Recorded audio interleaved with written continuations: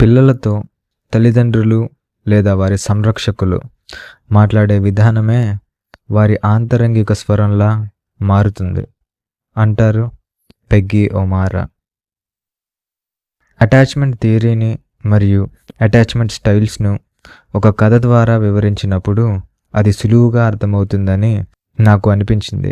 దానికోసం ఈ కథను సృష్టించడం జరిగింది. రవి అనే వ్యక్తి మంచి నైపుణ్యం కలిగిన ఒక సాఫ్ట్వేర్ ఉద్యోగి. సంపన్న కుటుంబంలో పుట్టడం వల్ల డబ్బు గురించి పెద్దగా ఆలోచించేవాడు కాదు. తన పని తను సీరియస్గా చేసుకుంటూ సిన్సియర్గా ఉండేవాడు. తల్లిదండ్రులకు ఏ అవసరం వచ్చినా తన పనులు పక్కన పెట్టి మరీ వాళ్లకు సాయం చేసి వాళ్ళ అవసరాలు తీర్చేవాడు. ఎప్పుడూ ఏదో ఒక పని చేస్తూ సమయమంతా ఆఫీస్ పనిలోనే గడిపేవాడు, కానీ ఎవరితోనూ అంత క్లోజ్గా ఉండేవాడు కాదు. అతనికి ఎవరి మీద ఆధారపడడం నచ్చదు. ఎవరైనా అతని పనులను విమర్శించినా, అతనికి సలహాలు ఇవ్వడానికి ప్రయత్నించినా రవికి అస్సలు నచ్చేది కాదు. ఎవరైనా అతని ముందు బాధపడినా, వాళ్ళ ఇబ్బందుల గురించి మాట్లాడినా ఎలా స్పందించాలో తెలియక ఏదో వినాలి కదా అన్నట్టు విని పక్కకు వెళ్ళిపోయేవాడు. రవి తన తల్లిదండ్రులకు ఒక్కడే కొడుకు. వాళ్ళు ఉద్యోగస్తులు కావడం వల్ల రవిని చిన్నప్పుడే హాస్టల్లో వేసి చదివించారు.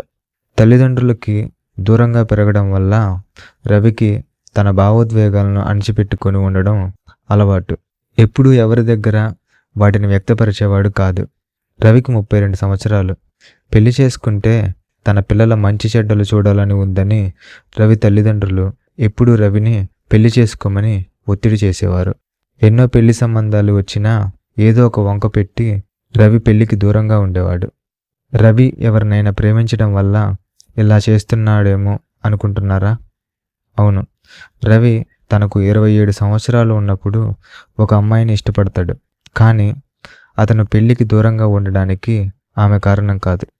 రవి ఇష్టపడిన అమ్మాయి పేరు తార. ఆమె ఆర్థికంగా సంపన్నురాలు కాదు.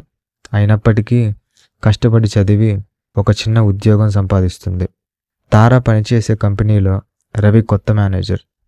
తారాది చిన్న క్లర్క్ పోస్ట్ అయినప్పటికీ ఆఫీస్లో అందరికీ అన్ని పనుల్లో సాయం చేస్తూ, ఎప్పుడూ తోటివారితో నవ్వుతూ, వాళ్ళ భావోద్వేగాలను అర్థం చేసుకుంటూ చాలా చలాకీగా ఉండేది. తారా పనిచేసే విధానం, ఆమె కష్టపడే తీరు రవికి చాలా నచ్చేవి.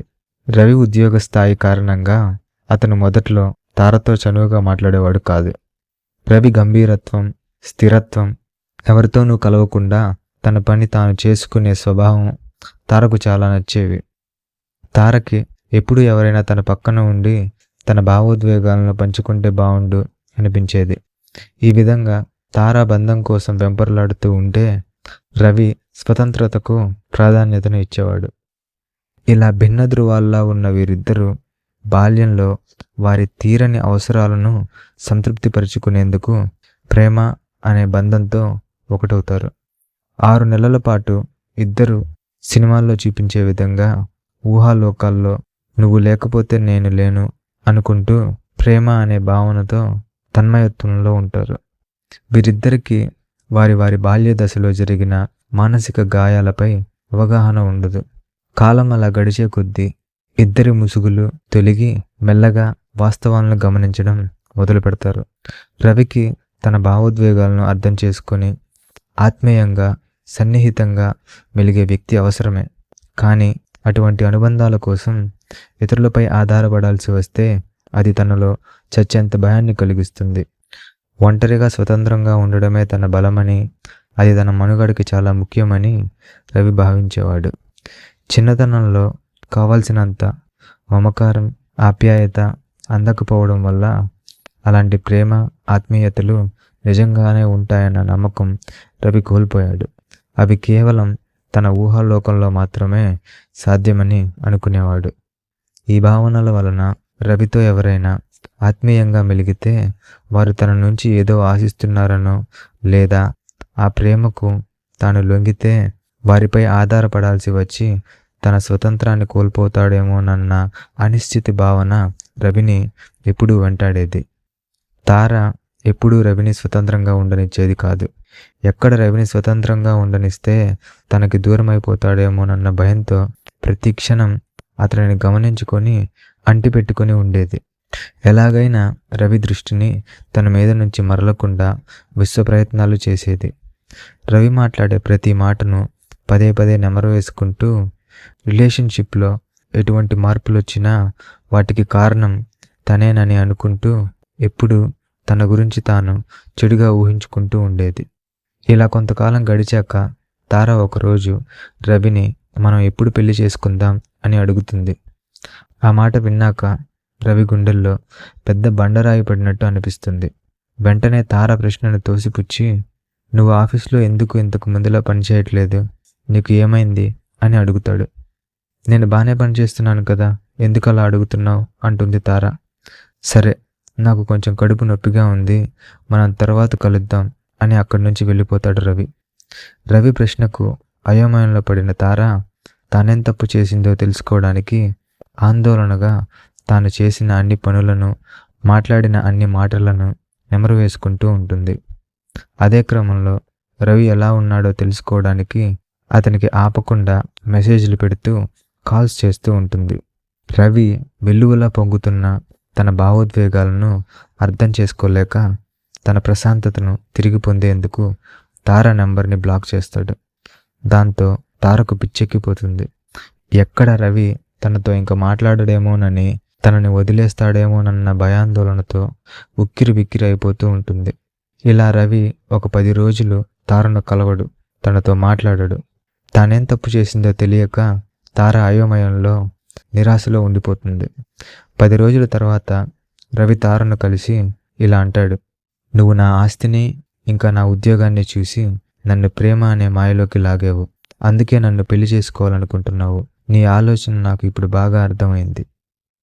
ఈ మాటలు విన్న తార కంగుతిని నిజంగానే తాను రవి ఆస్తిని ఇంకా ఉద్యోగాన్ని చూసి ప్రేమించిందా అని ఒక్కసారి ఆలోచిస్తుంది.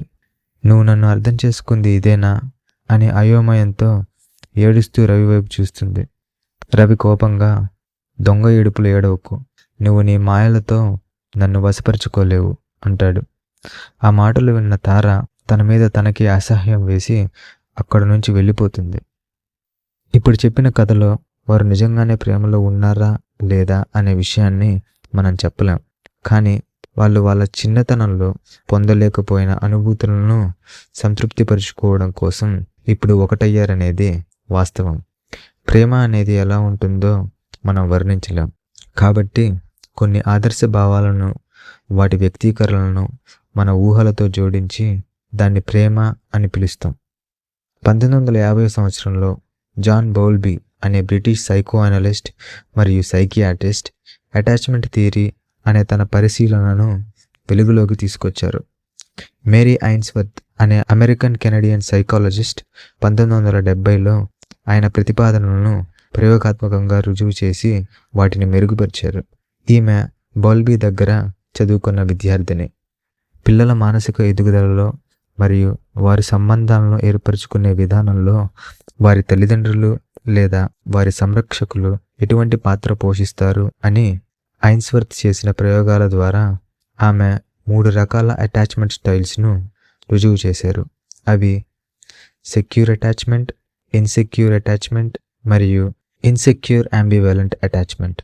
ఆమె తరువాత వచ్చిన శాస్త్రవేత్తలు డిజార్గనైజ్డ్ అటాచ్మెంట్ అనే అటాచ్మెంట్ స్టైల్ని 4వ వర్గంగా ప్రయోగాత్మకంగా రుజువు చేశారు. ఐన్స్వర్త్ చిన్నపిల్లల మానసిక ఎదుగుదలపై దృష్టి సారించి ఈ అటాచ్మెంట్ స్టైల్స్ను కనుగొన్నారు. అయితే మోడర్న్ సైకాలజీ పెద్దవారి రొమాంటిక్ రిలేషన్షిప్స్ను, ఫ్రెండ్షిప్స్ను మరియు వర్క్ ప్లేస్ బిహేవియర్స్ను అర్థం చేసుకోవడానికి ఈ అటాచ్మెంట్ థియరీని వాడుతుంది. మోడర్న్ సైకాలజిస్ట్స్ ఈ 4 అటాచ్మెంట్ స్టైల్స్ను వాడుక భాషలో సులువుగా అర్థమయ్యేలా ఈ విధంగా పిలుస్తారు. మొదటిది డిస్మిసివ్ అవాయిడెంట్ అటాచ్మెంట్ స్టైల్, రెండవది యాంగ్షియస్ అటాచ్మెంట్ స్టైల్, మూడవది disorganised are fearful attachment style మరియు 4వది సెక్యూర్ అటాచ్మెంట్ స్టైల్. మనం ఇంతకుముందు చెప్పుకున్న కథలో రవిది డిస్మిసివ్ అవాయిడెంట్ అటాచ్మెంట్ స్టైల్, ఇంకా తారది యాంగ్షియస్ అటాచ్మెంట్ స్టైల్. రవిని చిన్నతనంలోనే హాస్టల్లో వేయడం వల్ల తను ఎంత ఎదురు చూసినా ఎవరూ వచ్చి తనని ఆత్మీయంగా దగ్గరకు తీసుకోరని రవి మనసులో బలంగా నాటుకుపోతుంది. తన అవసరాల కోసం వేరే వారి మీద ఆధారపడి నిరాశతో ఉండే కన్నా ఎవరి మీద ఆధారపడకుండా ఒంటరిగా సమస్యలను పరిష్కరించుకోవడం ఉత్తమమని రవి అనుకుంటాడు. ఇలాంటి తీవ్రమైన భావాలతో తయారైన అతని మనసు ఇతరులను అస్సలు నమ్మనిచ్చేది కాదు. దాని కారణంగా రవి ఇతరులతో మాట్లాడేటప్పుడు చాలా అప్రమత్తంగా వారిలో ఏవో ఒక తప్పులు వెతుకుతూ తన చుట్టూ ఒక పెద్ద గోడ నిర్మించుకొని ఆ గోడ వెనక నుంచి మాత్రమే మాట్లాడేవాడు, వ్యవహరించేవాడు. తార ఏమో చాలా సున్నితమైన మనసు కలిగిన అమ్మాయి.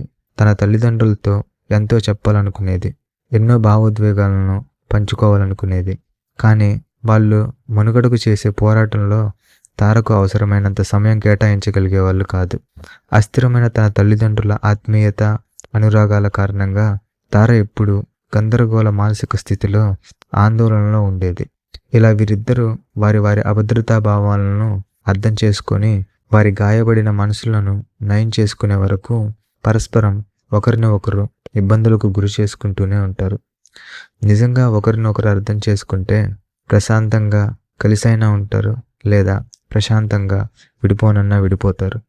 అలా ప్రశాంతంగా అర్థం చేసుకొని బంధాలను నిర్మించుకునేవారే సెక్యూర్ అటాచ్మెంట్ స్టైల్ కలిగిన వారు.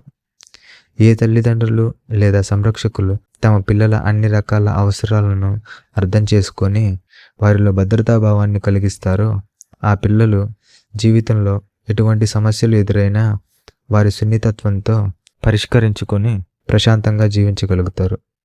ఇక చివరి attachment style disorganised attachment style, లేదా దీనినే ఫియర్ఫుల్ అవాయిడెంట్ అటాచ్మెంట్ స్టైల్ అని కూడా పిలుస్తారు. దీన్ని వివరించడానికి ఒక ఉదాహరణ చెప్తాను. ఒక ఇంట్లో అమ్మ, నాన్న, ఒక 4 ఏళ్ల పిల్లాడు ఉన్నారనుకోండి. అమ్మ నాన్న ఎప్పుడూ గొడవలు పడుతూ అరుచుకుంటూ ఉండడం, అమ్మని నాన్న కొట్టి ఏడిపించడం, అమ్మ నాన్నని ఏడిపించడం, ఇటువంటి ఏ సంఘటనలైనా పిల్లల మనసులో అలజడిని సృష్టిస్తాయి. అమ్మా నాన్న నుంచి లేదా సంరక్షకుల నుంచి పిల్లలకి ఆప్యాయత, ఆత్మీయతలు దొరికినప్పటికీ వారు గొడవ పడేటప్పుడు పిల్లల్ని పక్కకి నెట్టేస్తారు. అలా వాళ్ళను పట్టించుకోకుండా పక్కకి నెట్టేసినప్పుడు నేను ఒంటరిని అనే భావన పిల్లల్లో కలిగి భయాందోళనలకు గురవుతారు. ఇలాంటి గందరగోళ పరిస్థితుల్లో పెరిగిన పిల్లలు డిజార్గనైజ్డ్ అటాచ్మెంట్ స్టైల్ కలిగి ఉంటారు.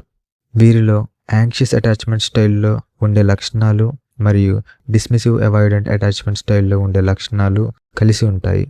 ఈ అటాచ్మెంట్ స్టైల్ను అర్థం చేసుకొని దాని నుండి బయటపడడం చాలా కష్టం, కానీ అసాధ్యం కాదు. గ్లోబలైజేషన్ మరియు మారుతున్న ఆర్థిక స్థితిగతుల కారణంగా ఉమ్మడి కుటుంబాలు విచ్ఛిన్నమై చిన్న కుటుంబాలుగా మారాయి. దాని కారణంగా మనకి ఇతరులతో అవసరాలు తగ్గి వారితో సంబంధం ఉందా లేదా అన్నట్టు వ్యవహరిస్తున్నాం. ఇలాంటి పరిస్థితుల్లో పిల్లలు తమ ఇబ్బందులను వారి తల్లిదండ్రులతో తప్ప ఇంకెవ్వరితో పంచుకోలేరు. తల్లిదండ్రులు వాళ్లకు సమయం కేటాయించి వాళ్ళ అన్ని రకాల అవసరాలని తీర్చగలిగితే పర్వాలేదు, కానీ అలా జరగని పక్షాన వాళ్ళు గందరగోళంలో పడిపోయి మానసిక రోగాలకి బలవుతారు. అవకాశం ఉంటే వారితో పాటు ఇంకొందరిని కూడా బలి తీసుకుంటారు.